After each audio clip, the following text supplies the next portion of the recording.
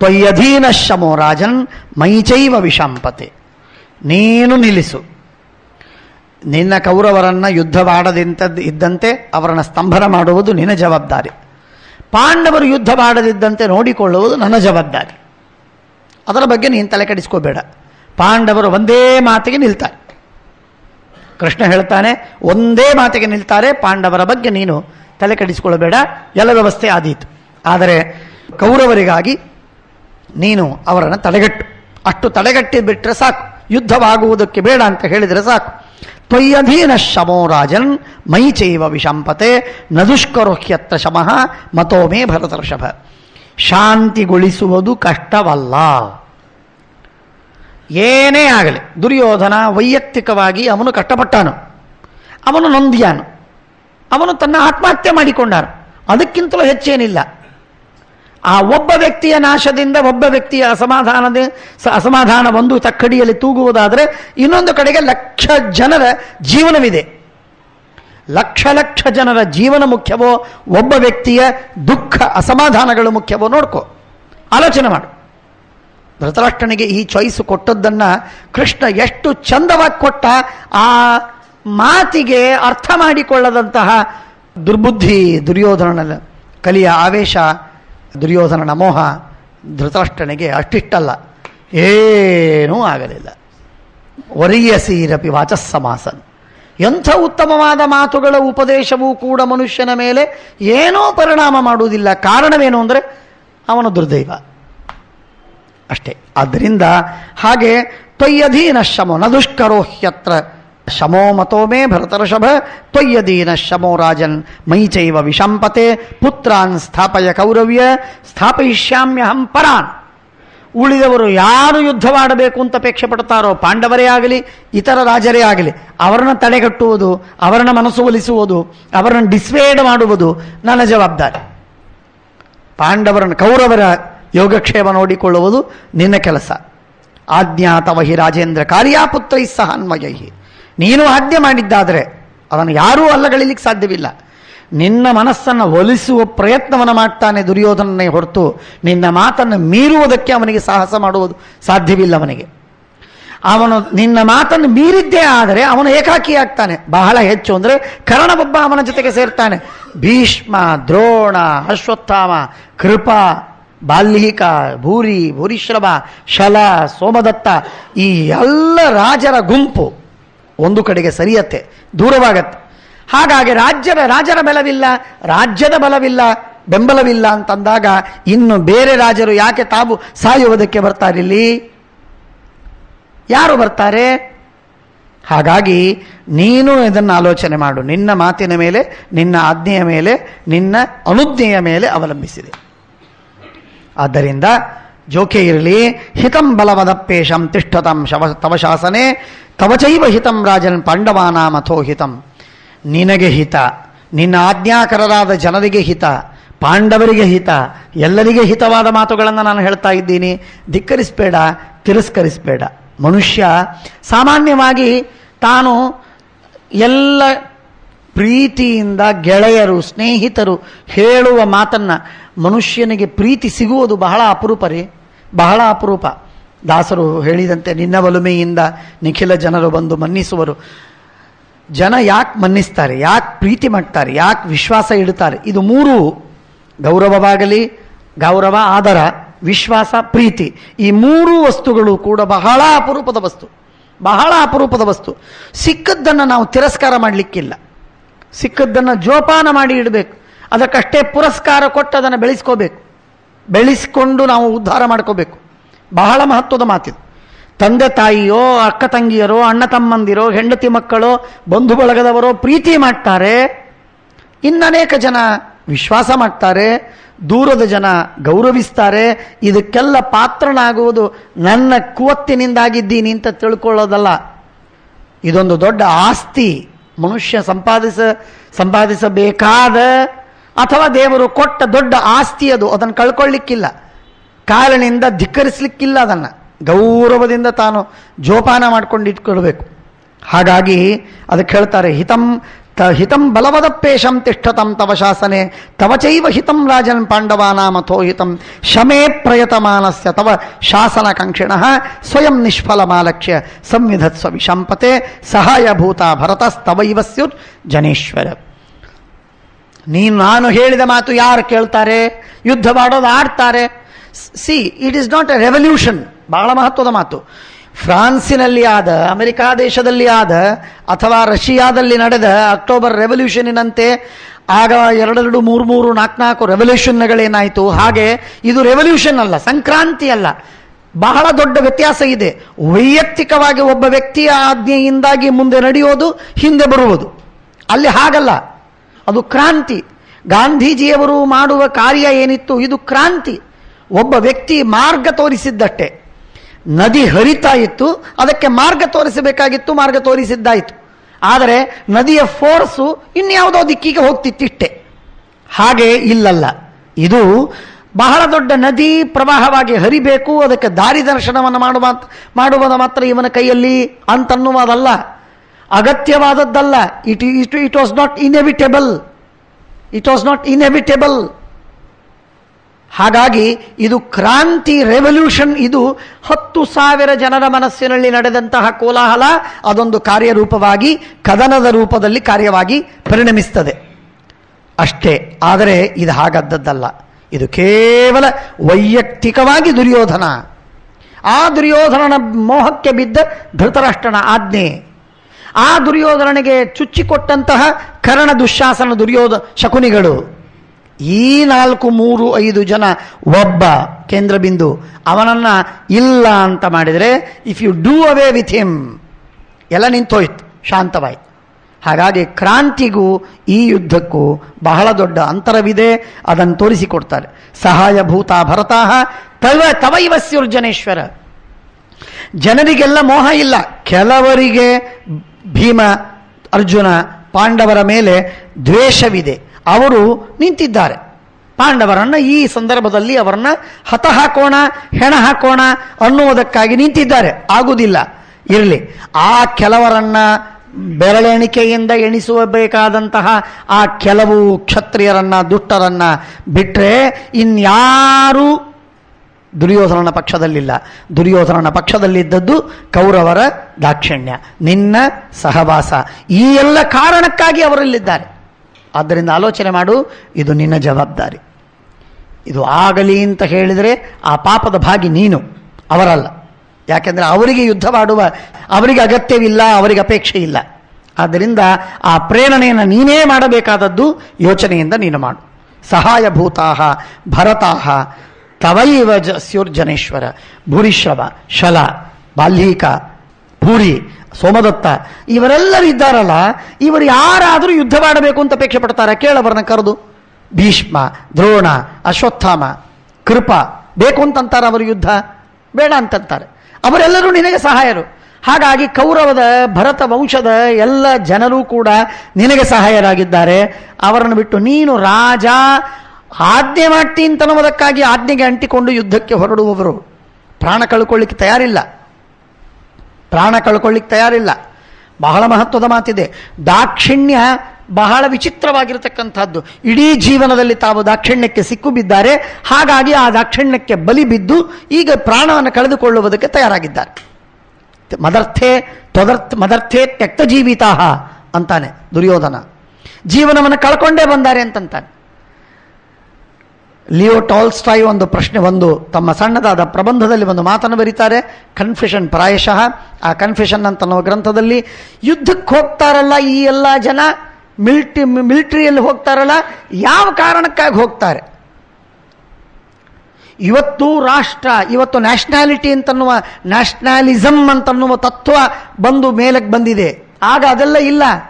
ಒಬ್ಬ ಸರ್ಫ್, ಒಬ್ಬ ಯಾರೋ ಡ್ಯೂಕ್, ಒಬ್ಬ ಕಿಂಗ್, ಒಬ್ಬ ಚೀಫ್ಟನ್, ಅವನು ಹೇಳಿದ್ದಕ್ಕಾಗಿ ಅವರು ಒದ್ದಾಡಿ ಯುದ್ಧವಾಡಿ ಸಾಯಬೇಕು, ಮಡಿಬೇಕು. ಒಬ್ಬ ಸರ್ದಾರ ಹೇಳಿದ್ದಕ್ಕಾಗಿ ಅಂದ್ರೇನು?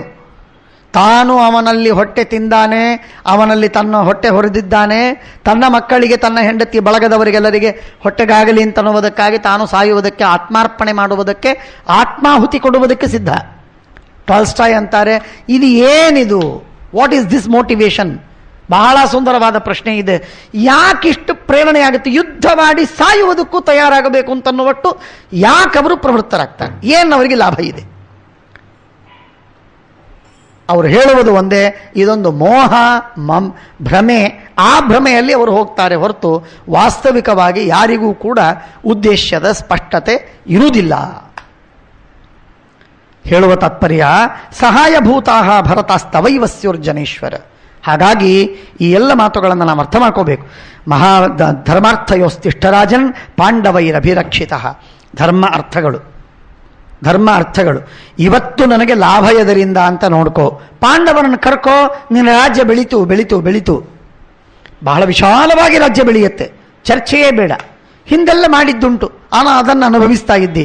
ಇವತ್ತು ನೀನು ಎಷ್ಟು ದೊಡ್ಡ ಮಂಡಲಕ್ಕೆ ರಾಜನಾಗಿದ್ದೀಯೋ, ಎಂಥ ಸಾಮ್ರಾಜ್ಯಕ್ಕೆ ನೀನು ಅಧಿಪತಿಯಾಗಿದ್ದೀಯೋ, ಇಂಥ ಸಾಮ್ರಾಜ್ಯ ಇಷ್ಟು ಎಕ್ಸ್ಟೆನ್ಸಿವ್ ಆಗಿ ಬೆಳೆಯುವುದಕ್ಕೆ ಕಾರಣ ಯಾರು? ಅಂದು ಪಾಂಡು, ನಂತರ ಪಾಂಡುವಿನ ಮಕ್ಕಳು. ಅವತ್ತು ಪಾಂಡುರಾಜ ರಾಜ್ಯವನ್ನು ಸೇರಿಸಿದ ನಂತರದಲ್ಲಿ ಅವನ ಮಕ್ಕಳು ಭೀಮಾರ್ಜುನರು ನಿನ್ನ ರಾಜ್ಯಕ್ಕೆ ಬೆಳೆಸ್ತಾ ಹೋದರು. ಹಾಗಾಗಿ ನಿನಗೆ ಇಂಥ ದೊಡ್ಡ ರಾಜ್ಯ ಸಿಕ್ಕಿತು. ಇಲ್ಲದೆ ಇದ್ರೆ ರಾಜ್ಯ ಸಿಕ್ತಿತ್ತ? ಹಾಗಾದರೆ ಇದರಿಂದ ಅರ್ಥ ಮಾಡಿಕೋ, ಪಾಂಡವರು ದುರ್ಯೋಧನ ಒಂದು ರಾಜ್ಯವನ್ನು ಸೇರಿಸಿದ್ದಾನೆ. ಹಿಂದೆ ಬಂದಿದೆ.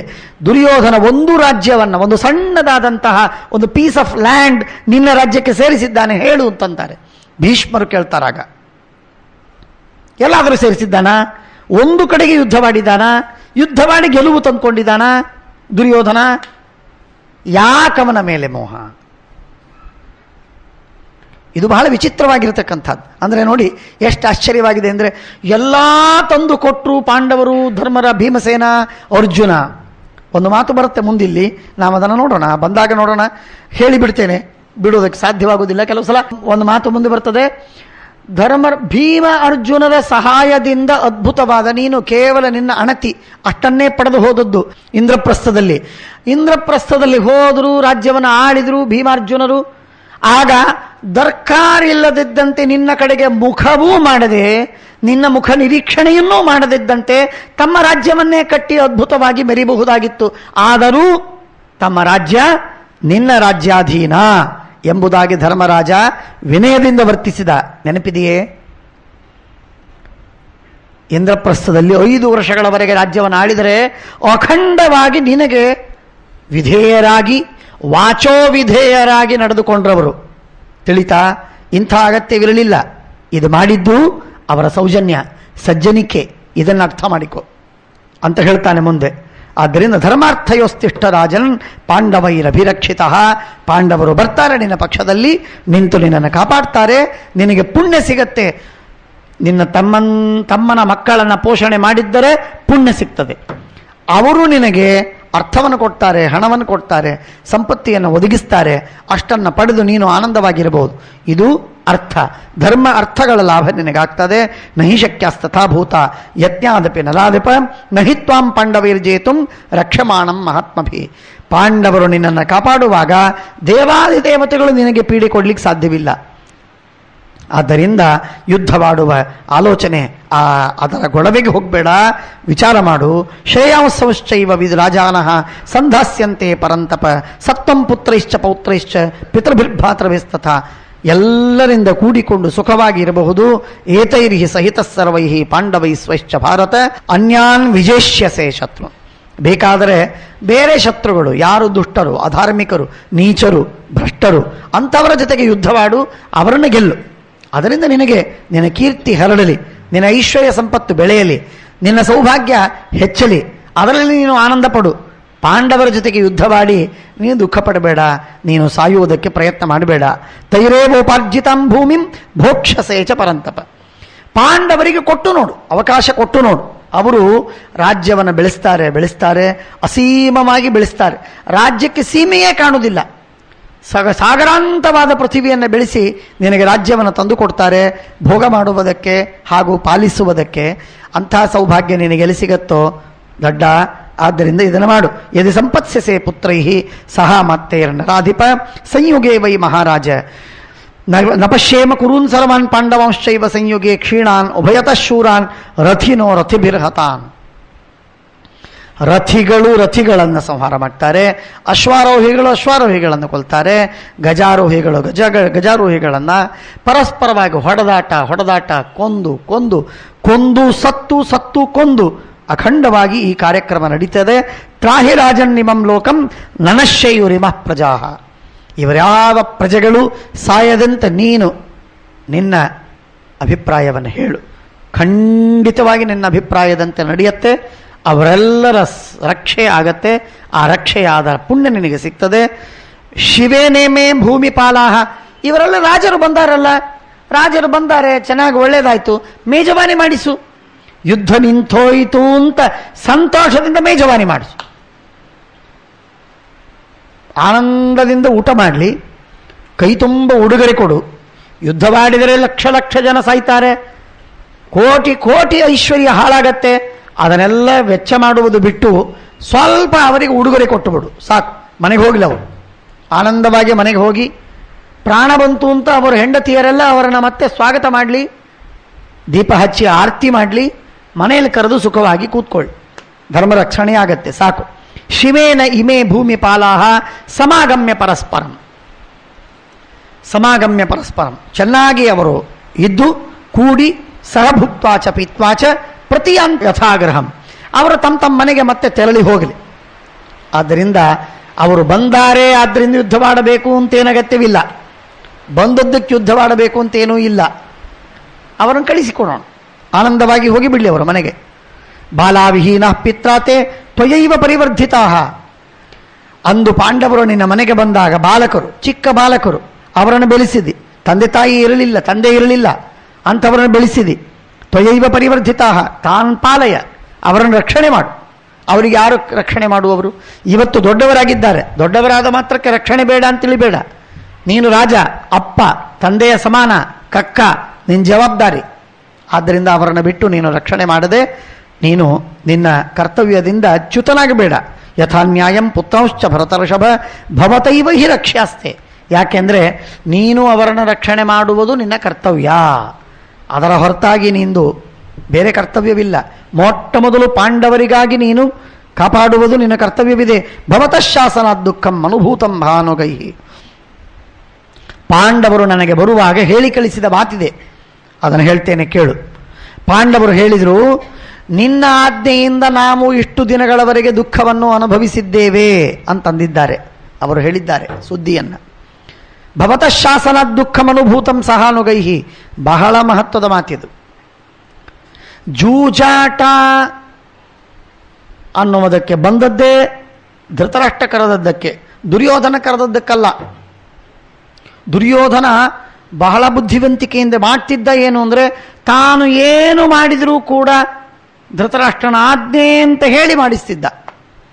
ಹಾಗಾಗಿ ಪ್ರಜೆಗಳು ಮಾಡ್ತಿದ್ರು, ಭೀಷ್ಮಾದಿಗಳು ಮಾಡ್ತಿದ್ರು, ಪಾಂಡವರು ಪಾಲಿಸ್ತಿದ್ರು.